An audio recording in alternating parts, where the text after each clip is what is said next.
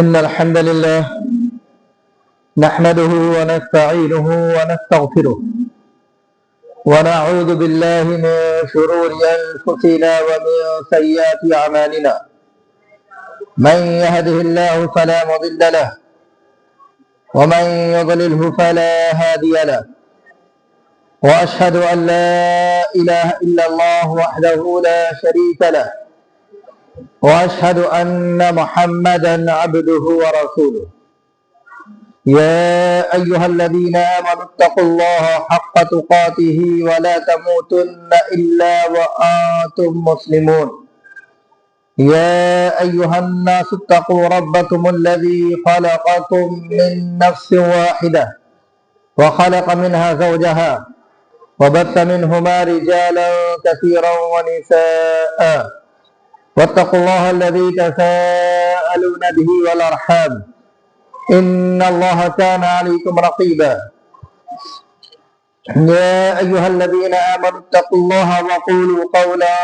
سديدا يصلح لكم أعمالكم ويغفر لكم ذنوبكم ومن يطع الله ورسوله فقد فاز فوزا عظيما. أما بعد، فإن خير الحديث كتاب الله وخير الهدي هدي محمد صلى الله عليه وسلم وشر الأمور محدثاتها وكل محدثة بدعة وكل بدعة ضلالة وكل ضلالة في النار. فأعوذ بالله من الشيطان الرجيم. بسم الله الرحمن الرحيم. قاف والقرآن المجيد بل عجبوا أن جاءهم منذر منهم فقال الكافرون هذا شيء عجيب أئذا متنا وكنا ترابا ذلك رجع بعيد قد علمنا ما تنقص الأرض منهم وعندنا كتاب حفيظ بل كذبوا بالحق لما جاءهم فهم في أمر مريج أفلم ينظروا إلى السماء فوقهم كيف بنيناها وزيناها وما لها من فروج والأرض مددناها وألقينا فيها رواسي وأنبتنا فيها من كل زوج بهيج تبصرة وذكرى لكل عبد منيب ونزلنا من السماء ماء مباركا فأنبتنا به جنات وحب الحصيد والنخل باسقات لها طلع نضيد رزقا للعباد وأحيينا به بلدة ميتا كذلك الخروج كذبت قبلهم قوم نوح وأصحاب الرس وثمود وعاد وفرعون وإخوان لوط وأصحاب الأيكة وقوم تبع كل كذب الرسل فحق وعيد أفأعينا بالخلق الأول بل هم في لبس من خلق جديد. وقال الله تبارك وتعالى في كلامه المجيد اتبعوا ما أنزل إليكم من ربكم ولا تتبعوا من دونه أولياء. وقال النبي صلى الله عليه وسلم إن أحب الشهور إلى رسول الله صلى الله عليه وسلم أن يصومه شعبان ثم يصله برمضان. ہر قسم کی تعریف، توصیف، تحمید، تحلیل صرف اور صرف اللہ رب العالمین کے لیے لائق و زیبا ہے، جو ہم سب کا مالک ہے، خالق ہے، رازق ہے، مدبر الامور ہے، جس نے ہمیں اور اس پوری کائنات کو پیدا کیا، نیز یہ کہ اپنی بے شمار مخلوقات میں ہمیں سب سے بہتر یعنی اشرف مخلوق بنایا، اور اس پر بھی اللہ رب العالمین کا احسان اور کرم ہم پر یہ ہوا کہ اللہ تعالی نے ہمیں پیدا کرنے کے بعد، ہماری تخلیق کرنے کے بعد ہمیں یوں ہی نہیں چھوڑا، بلکہ ہماری رہنمائی کے لیے، ہماری ہدایت کے لیے وقتاً فوقتاً اپنے انبیاء اور رسول کو اس دنیا میں مبعوث کیا، اور بالآخر جناب محمد رسول اللہ صلی اللہ علیہ وسلم کو اپنا آخری نبی بنا کر اپنی آخری شریعت کے ساتھ بھیجا۔ بے شمار درود و سلام نازل ہوں تمام انبیاء اور رسول پر، اور بالخصوص جناب محمد رسول اللہ صلی اللہ علیہ وسلم پر، اللہم بارک وسلم علیہ۔ محترم بزرگوں، دوستوں، نوجوان ساتھیوں، عزیز بچوں اور پردہ نشین اسلامی ماں بہنوں، اس بات سے ہمارا اچھی طرح واقف ہیں کہ ہم جس دین کو مانتے ہیں، جس دین کے پیروکار ہیں، وہ اسلام ہے، اور یہ دین جناب محمد رسول اللہ صلی اللہ علیہ وسلم پر جو کہ آخری نبی بھی ہے اور یہ آخری شریعت بھی ہے اللہ رب العالمین کی، اللہ نے نازل کیا۔ اور ساتھ ہی اس بات کا بھی علم ہے، یقین ہے، ایمان ہے کہ اللہ تعالیٰ نے اس دین کو جناب محمد رسول اللہ صلی اللہ علیہ وسلم کی زندگی میں مکمل بھی کر دیا، گویا کہ یہ دین دین کامل ہے۔ اس دین کے اندر نہ ہی اضافے کی گنجائش ہے اور نہ ہی کمی کا کوئی راستہ باقی ہے۔ ہمارے لیے وہی باتیں قابل اتباع ہیں، وہی باتیں عمل کے لائق ہیں جو جناب محمد رسول اللہ صلی اللہ علیہ وسلم کی زندگی میں آپ پر نازل کیا گیا اور آپ کی زندگی میں شریعت کی شکل میں اللہ تعالیٰ نے مکمل کر دیا۔ اس کے بعد جو کچھ بھی اسلام کے نام پر، دین کے نام پر، عبادت کے نام پر، بھلائی کے نام پر، خیر کے نام پر، نیکی کے نام پر دین اسلام کے اندر ایجاد کیا گیا، ہم اگر اہل ایمان ہیں تو ہم اس کے مکلف نہیں ہیں، چونکہ ہمارا ایمان جناب محمد رسول اللہ صلی اللہ علیہ وسلم کے اوپر ہے۔ ہم نے جس دین کو قبول کیا ہے، جس دین کے پیروکار ہیں، وہ دین اسلام ہے، اور دین اسلام یاد رکھیں وہی ہے جو جناب محمد رسول اللہ صلی اللہ علیہ وسلم کی زندگی میں تمام ہوا۔ اس لیے اس کے علاوہ جتنی بھی باتیں، جتنے بھی کام اس دنیا کے اندر کیے جاتے ہیں، لوگ عمل کر رہے ہیں، ایک بنیادی بات یاد رکھیے گا کہ اگر بیک وقت پوری دنیا بھی اگر کسی ایک عمل کو اپنا لے، کرنے لگے، تو پوری دنیا کے اس کام کے کر لینے کی وجہ سے وہ کام عبادت نہیں، وہ عمل عبادت نہیں، وہ کار خیر نہیں، وہ ثواب کا کام نہیں، اور اس کام کے کرنے پر عند اللہ ماجور نہیں ہو سکتے، وہ کام، وہ عمل عند اللہ مقبول نہیں ہو سکتا، وہ سنت نہیں ہے، بلکہ ایسے کاموں کو اسلامی شریعت کی اصطلاح میں بدعت سے موسوم کیا گیا ہے، اور ایسے کاموں کو بدعت کہا جاتا ہے۔ میرے بھائیوں، آج آپ کے سامنے جو باتیں میں بیان کرنے جا رہا ہوں وہ ہے شعبان المعظم کے سلسلے میں شعبان المعظم کی فضیلت، شعبان کی فضیلت اور اس میں مروجہ بدعت۔ اللہ تعالی ہم سب کو باتیں سمجھنے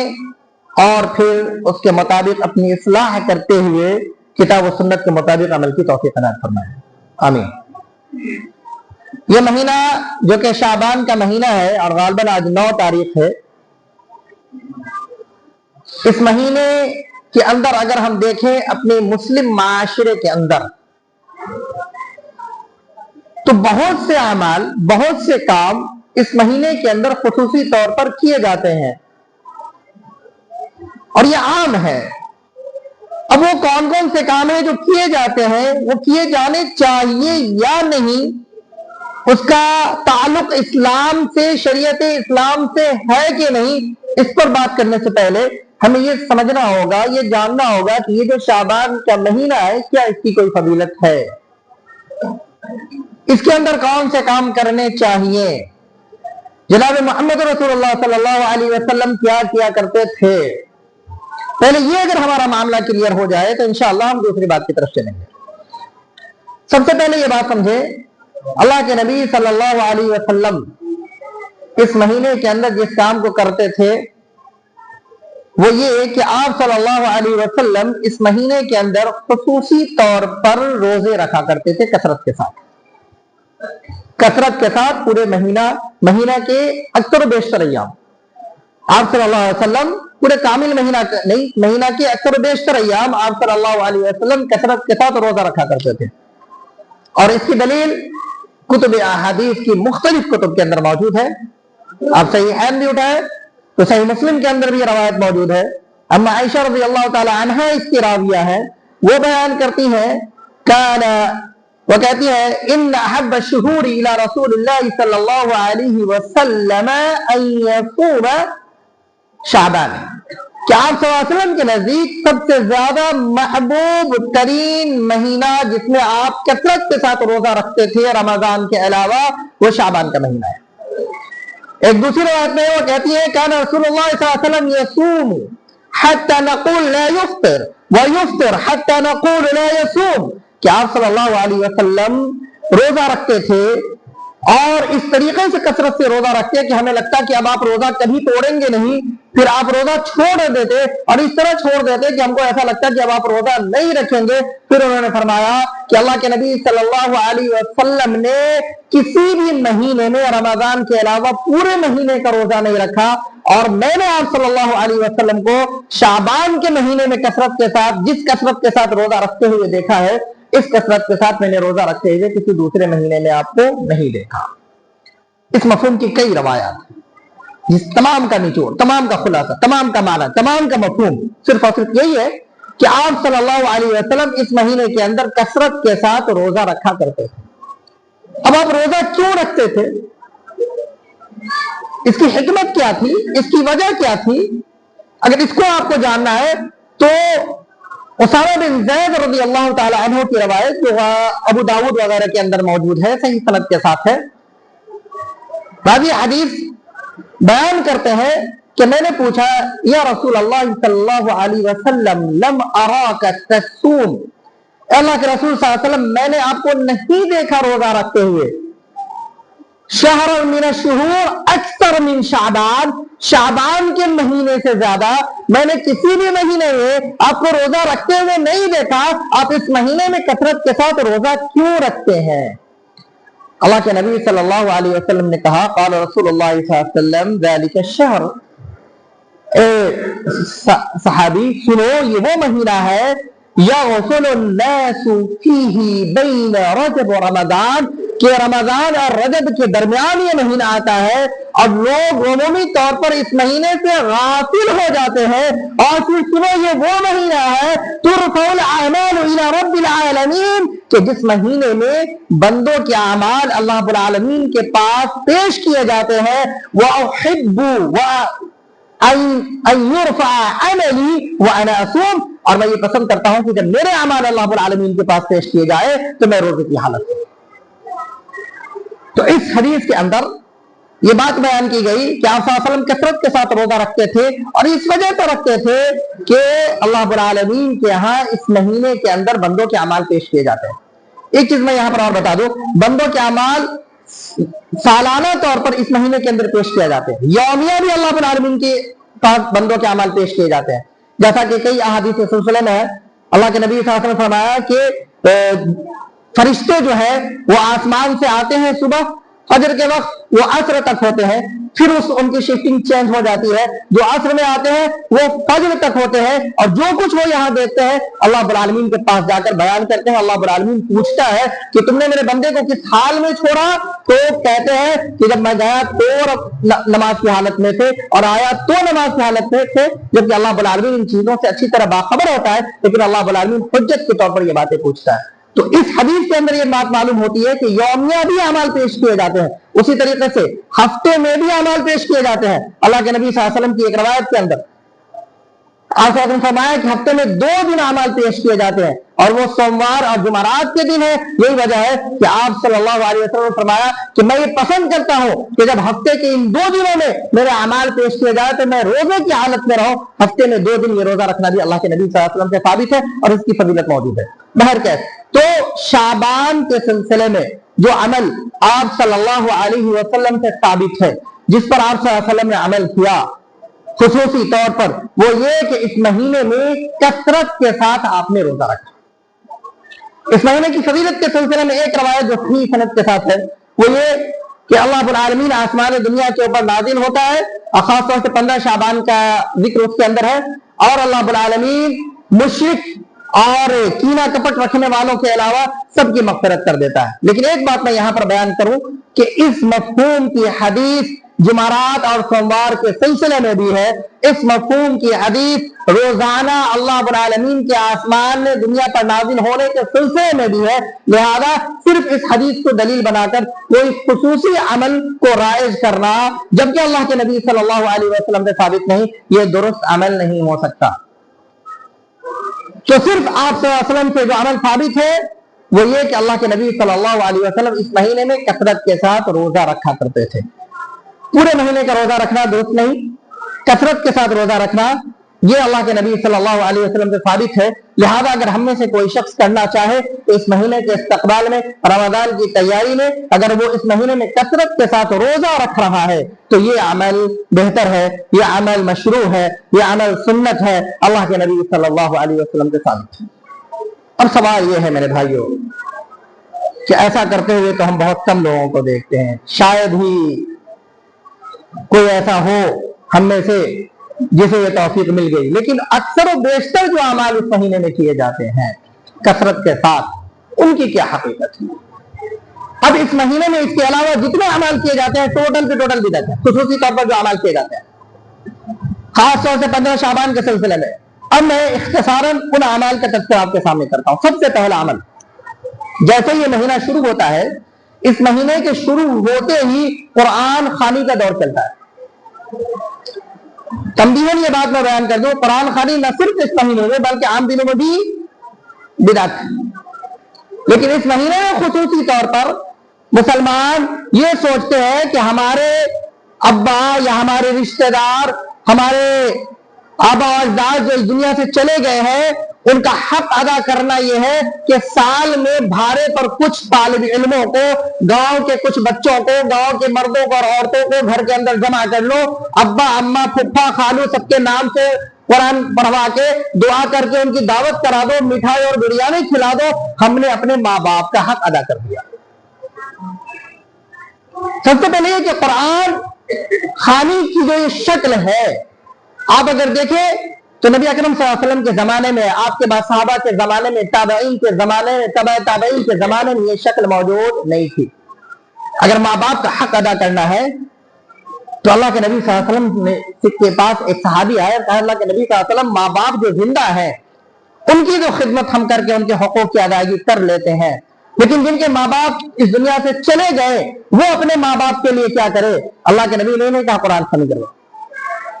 ये नहीं कहा कुरान पढ़वा दो भारे पर लाके, बल्कि अल्लाह के नबी सल्लल्लाहु अलैहि वसल्लम ने कहा कि उनके लिए मग़फ़िरत की दुआ करो, तो रब्बिरहमहुमा कमा रब्बयानी सग़ीरा, ऐ अल्लाह जैसा मेरे साथ इन्होंने मामला किया था, ऐ अल्लाह तू भी उनके साथ ऐसे रहम करम का मामला फरमा। तो अगर माँ बाप के हकूक की अदायगी करनी है उनके मरने के बाद तो उनके लिए मग़फ़िरत की दुआ करें, उनके लिए मग़फ़िरत की दुआ करें। ये कुरान खानी की जो शक्ल है, जो जैसे ही महीना शुरू होता है और इस महीने के साथ इसको खास कर दिया जाता है और उनकी मग़फ़िरत और कुरान खानी और बख्शिश का सिलसिला शुरू हो जाता है, या घरों के अंदर भी औरतें पढ़ती हैं और पढ़ के बोलती हैं कि अम्मा के नाम से बकस देते हैं। ये कभी कभी फोन भी आता है कि मौलाना साहब 2 कुरान हम पढ़ लिए हैं, हमको तो नहीं आता है दुआ करने, आप जरा हमारे अम्मा के नाम से बकस दीजिए। तो ये औरतों के यहाँ भी ये चीजें ज्यादा पाई जाती हैं। मेरी माओ, मेरी बहनों, मोहतरम हज़रात, इस चीज को आप अच्छे से समझ लें। कुरान पढ़कर इस तरीके से बकशना, जबकि असल लफ्ज़ बख्शना होता है, आम अंदाज में लोग बकशना कहते हैं, ये सारी चीजें गैर मशरू अमल है और ये बिदअत के ज़िम्मे में। अल्लाह के नबी सल्लल्लाहु अलैहि वसल्लम से ऐसा अमल बिल्कुल साबित नहीं। और वो कहेंगे अरे आप भी अजब काम करते, कुरान पढ़ना क्या गुनाह का काम है, कुरान पढ़ना कैसे गुनाह का काम हो जाएगा, ये कैसे बिदअत है। तो याद रखिए, नेकी समझकर किसी भी काम को हम करें, चाहे वो कुरान पढ़ना हो, नमाज पढ़नी हो, कोई भी काम हो, अगर वो अमल अल्लाह के नबी सल्लल्लाहु अलैहि वसल्लम से साबित नहीं है तो इसी को तो बिदअत कहते हैं। बिदअत इसी को तो कहते हैं। बिरयानी खाने को बिदअत थोड़ी कहेंगे अगर उसको आप सुन्नत क्या करना खाए तो। बिदअत इसी को कहते हैं आप नेक अमल करें, इबादत करें, और वो इबादत अल्लाह के नबी सल्लल्लाहु अलैहि वसल्लम से साबित नहीं है, उसके बावजूद आप उसे इबादत समझकर कर रहे हैं तो ये बिदअत है। आप अगर कर रहे हैं, आप خیر القرون سے اس کی مثال آپ پیش کر دیں، کسی بھی عالم سے جائے، کسی بھی عالم سے جا کر جو آپ کے یہاں آ کر قرآن خوانی کرتے ہیں، آپ ان سے جا کر پوچھ لیں کہ خیر القرون میں یعنی اللہ کے نبی صلی اللہ علیہ وسلم کے زمانے، صحابہ کے زمانے، تابعین کے زمانے، تبع تابعین کے زمانے، اسلام سے کوئی ایک مثال لا کر دکھا دے کہ جس نے اپنے مرنے والوں کے لیے اس قرآن خوانی کا اہتمام کیا، چاہے شعبان میں ہو یا ان کے مرنے کے بعد مدارس کے اندر اہتمام کروایا جاتا ہو۔ آپ ایک بھی مثال لا کر کتب احادیث سے لا کر دکھا دیں، تاریخ کے اوراق سے آپ لا کر دکھا دیں صحیح سند کے ساتھ، نہیں دکھایا جا سکتا، ممکن نہیں۔ اور جب یہ اس زمانے میں عبادت نہیں تو پھر اس کے بعد والے زمانے میں بھی یہ عبادت نہیں ہو سکتی۔ اسی طریقے سے اس مہینے کے اندر جیسے مہینہ شروع ہوتا ہے تو میلاد کا سلسلہ بھی شروع ہو جاتا ہے، کیونکہ بچپن میں یہ سارا کچھ ہم نے بھی بہت کیا ہے، اس لیے بہت اچھے سے معلوم ہے کہ کیا کچھ ہوتا ہے، بہت اچھے سے کیا ہے۔ قرآن خوانی کرنے جاتے ہیں بچے کیا کرتے ہیں، یا جو لوگ قرآن پڑھ رہے ہوتے ہیں وہ کیا کرتے ہیں، وہ سارا کچھ پتا ہے۔ میلاد کا سلسلہ شروع ہوتا ہے اور وہ بھی ایصال ثواب کے نام پر، یہ بھی بدعت ہے۔ میلاد بذات خود بدعت ہے، چاہے وہ شعبان میں کریں یا شعبان کے علاوہ۔ اس کے بعد یہ تو 14 تاریخ تک یہ سلسلہ چلتا ہے، جیسے 15 شعبان اور 15 شعبان کی جو رات آتی ہے اس میں عجیب و غریب فتنے، بدعت و خرافات جو آج ہمارے مسلم معاشرے کو جس نے جکڑ کر رکھا ہوا ہے، اگر آپ اس کے خلاف بات کریں تو آپ ظالم ٹھہرائے جائیں گے، آپ گمراہ ٹھہرائے جائیں گے۔ سب سے پہلے تو یہ کہ 14 سے ہی ایک پکوان، خصوصی طور پر ایک پکوان کا اہتمام ہونے لگتا ہے جسے ہمارا آپ بڑے شوق سے کھاتے ہیں، اور وہ حلوہ، اور دلیل بھی حلوہ ہی کی طرح ہے جس میں کوئی جان نہیں۔ دلیل کیا دیتے ہیں کہ اللہ کے نبی صلی اللہ علیہ وسلم کے دندان مبارک شہید کیے گئے تھے تو آپ صلی اللہ علیہ وسلم نے حلوہ بنوا کر کھایا تھا، اس وجہ سے ہم بھی حلوہ بنوا کر کھاتے ہیں۔ استغفر اللہ۔ آپ کو معلوم ہے اللہ کے نبی صلی اللہ علیہ وسلم کے دندان مبارک کب شہید ہوئے تھے؟ جنگ کے موقع سے ہوئے تھے، احد کے موقع سے ہوئے تھے، اور یہ سن 3 ہجری شوال یعنی عید کا مہینہ جس کو آپ کہتے ہیں، یہ شوال کا مہینہ تھا، عید کا مہینہ تھا۔ اب بتائیں آپ کے دانت ٹوٹے شوال میں اور یہ 1.5 مہینہ پہلے حلوہ بنوا کے کھا رہا ہے، اب بول رہے ہیں یہ سنت ہے۔ اور اگر مان لیا جائے اگر یہ شعبان میں بھی یہ واقعہ پیش آتا تو بھائی دانت ٹوٹنے سے سخت چیز کے کھانے پر تکلیف ہوتی ہے، اس وجہ سے آپ صلی اللہ علیہ وسلم نے ایسا کیا تھا۔ آپ کا بھی دانت ٹوٹ گیا ہے، دانت نہیں ہے تو آپ حلوہ بنوا کر کھائیں نا، کون منع کرتا ہے؟ یا دانت توڑوائے اس کے بعد حلوہ بنوا کر کھائیں، اور کہیں جا رہے کھانے پینے کی چیز کو یہ لوگ بدعت کہہ دیتے ہیں، کیسے حلوہ کھانا حرام ہو جائے گا؟ اس کو حلوہ کھانا حرام نہیں ہے۔ کوئی بھی چیز جیسے ہم برتھ ڈے کے موقع سے لوگوں کو بولتے ہیں کیک مت بناؤ، یہ ساری چیزیں جائز نہیں، بولتے کیسے یہ چیز حرام ہو جائیں گی؟ کھانے کی یہ چیز حرام نہیں ہے، لیکن جو مناسبت، جو نیت ہم کر رہے ہیں یہ مناسبت شریعت کے اندر جائز نہیں ہے، اور جب یہ مناسبت جائز نہیں ہے تو اس مناسبت سے جو کام ہم کر رہے ہیں وہ جائز نہیں ہو سکتا، وہ درست نہیں ہو سکتا۔ تو ایک بدعت جس کا اہتمام ہمارے یہاں بھی ہوتا ہے، ہمارے یہاں بھی عورتیں جو ہمارے گھروں کی عورتیں ہیں کہتے ہیں بہوا دوسرے کے گھر میں جاتا ہے تو لالچ آتی ہے اس لیے بنا دیتے ہیں۔ ارے بھائی یہی موقع ہے بچوں کی تربیت کا، آپ انہیں سمجھائیے بیٹا یہ غلط ہے، آپ کو حلوہ کھانا ہم کبھی بنا کے کھلا دیں گے لیکن اس موقع پر ہم آپ کو نہیں کھلائیں گے۔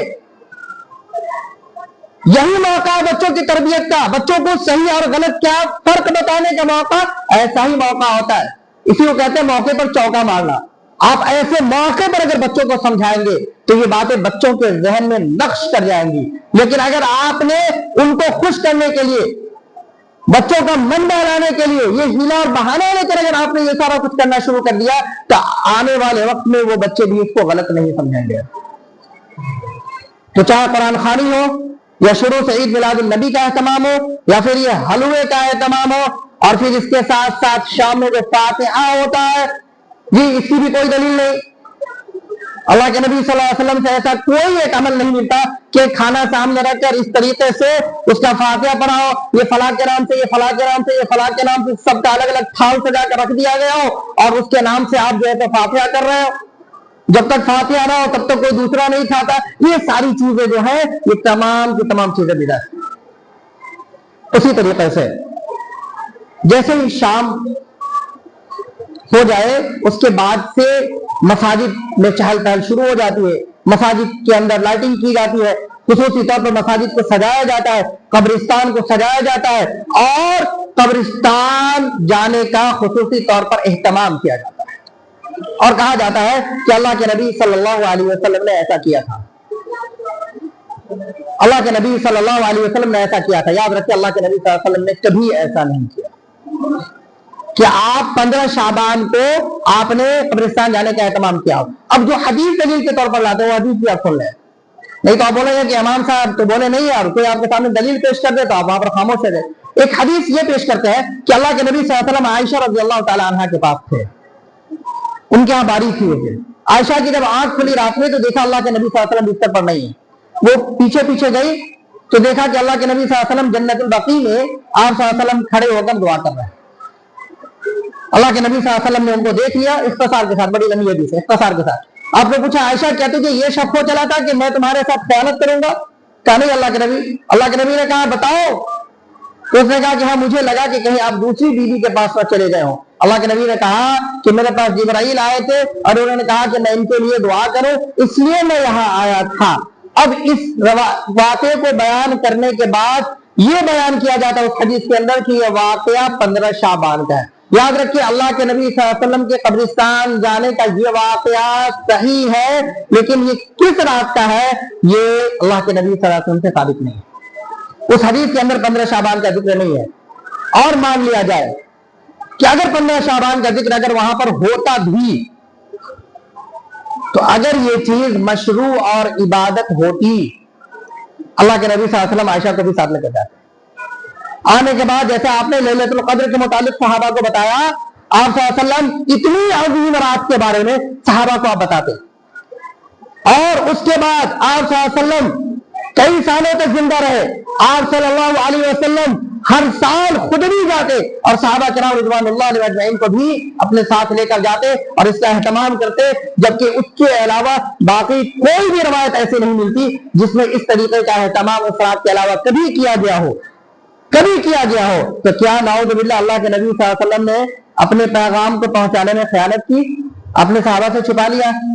बाजू में बीवी सोई हुई है, बीवी को नहीं बताया कि आपने खयानत की? क्या कोई मुसलमान ये कह सकता है कि अल्लाह के नबी सल्लल्लाहु अलैहि वसल्लम ने जर्रा बराबर भी दीन के पहुंचाने में खयानत की है? अगर कोई ऐसा कहे तो वो मुसलमान नहीं रहेगा। अल्लाह के नबी ने ऐसा नहीं कहा, सहाबा को नहीं कहा, या सहाबा ने उसके बाद कोई इस तरीके का अमल नहीं किया। लिहाजा कब्रिस्तान जाने के लिए हदीस को दलील बनाना ये बिल्कुल भी दुरुस्त नहीं, इसलिए कि अल्लाह के नबी सल्लल्लाहु अलैहि वसल्लम से ये अमल साबित नहीं है, ये अमल साबित नहीं है। अब आप सल्लल्लाहु अलैहि वसल्लम का कब्रिस्तान जाकर हज़रत जिब्राइल अलैहिस्सलाम के कहने पर दुआ करना, ये नबी के साथ कुछ चीजें खास हुआ करती हैं, नबी के साथ कुछ चीजें खास हुआ करती हैं। जैसे एक रवायत मैं यहाँ पर जिक्र करूं, अल्लाह के नबी सल्लल्लाहु अलैहि वसल्लम एक दो कब्र के पास से गुजर रहे थे। आपने देखा कि वहां पर दोनों कब्र वालों को अजाब हो रहा है। आपने कहा कि किनके कब्र है? इन दोनों को अजाब हो रहा है। और आपने बताया कि एक को चुगली करने की वजह से, एक को पेशाब के छींटे से न बचने की वजह से, वो लोग खड़े खड़े पेशाब करते हैं और बगैर पानी का ऐसे लोग मुतनब्बा हो जाए। कब्र में सबसे सख्त अजाब पेशाब के छींटे की वजह से होने वाला है,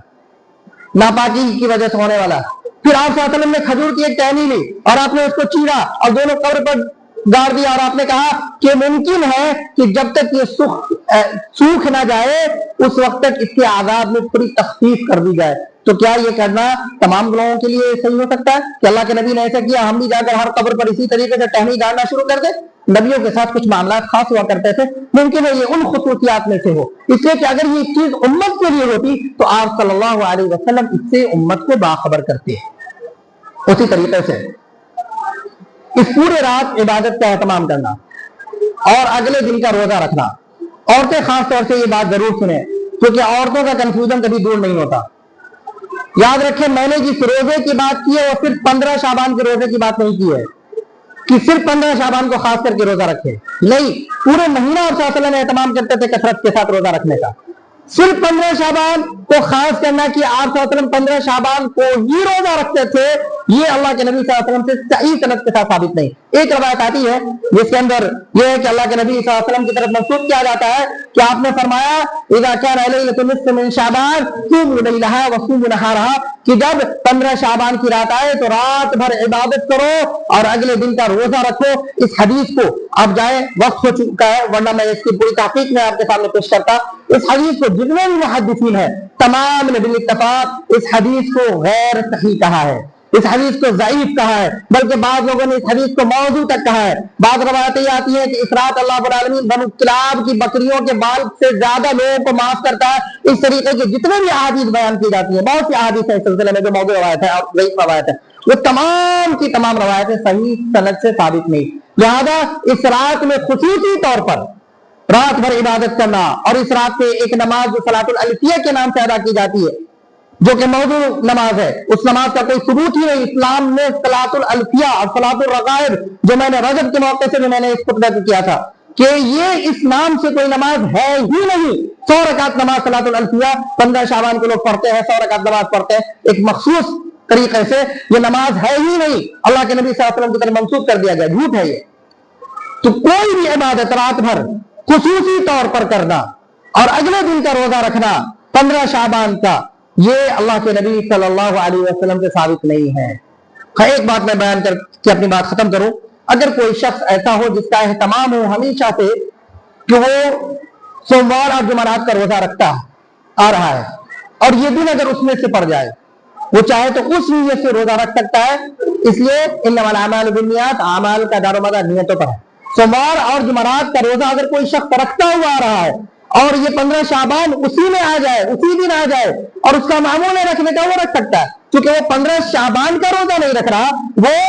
ایک روزہ جو اللہ کے نبی سے ثابت ہے سوموار اور جمعرات کا، یہ 2 روزہ وہ اس نیت سے رکھ رہا ہے، یہ ثابت. اس کے علاوہ اگر 15 شعبان کو یا پھر جتنا کچھ اس کے اندر خرافات کیا جاتا ہے، قبرستان جاتے ہیں، اس کو سجاتے ہیں، وہاں پر جا کر چراغاں کرتے ہیں، قبر پر موم بتی اگربتی جلاتے ہیں، گھروں کے اندر خوشبو جلاتے ہیں، یہ تمام چیزیں جتنے خرافات ہیں، جتنا کچھ بھی اس میں کیا جاتا ہے، کس کو گناؤ، یہ تمام کی تمام چیزیں اللہ کے نبی صلی اللہ علیہ وسلم سے ثابت نہیں، اسلام کا حصہ نہیں، دین نہیں، سنت نہیں، بلکہ یہ تمام کی تمام چیزیں بدعت ہے، خرافات ہے. ایسا کرنے سے ثواب نہیں بلکہ گناہ ہوگا. اگر آپ کو گناہ کمانا ہے شوق سے کمائے، اگر سنت کے مطابق زندگی گزارنی ہے تو پھر سنت کے مطابق زندگی گزارے. آپ کثرت کے ساتھ روزہ رکھنا چاہتے ہیں ضرور رکھیں، لیکن بدعت و خرافات سے ہم سب اپنے آپ کو بچائے رکھیں. اللہ تعالیٰ ہم سب کو اس کی توفیق دے. آمین ثم آمین. اقول قولی هذا استغفر الله لي ولكم ولسائر المسلمين انه هو الغفور الرحيم.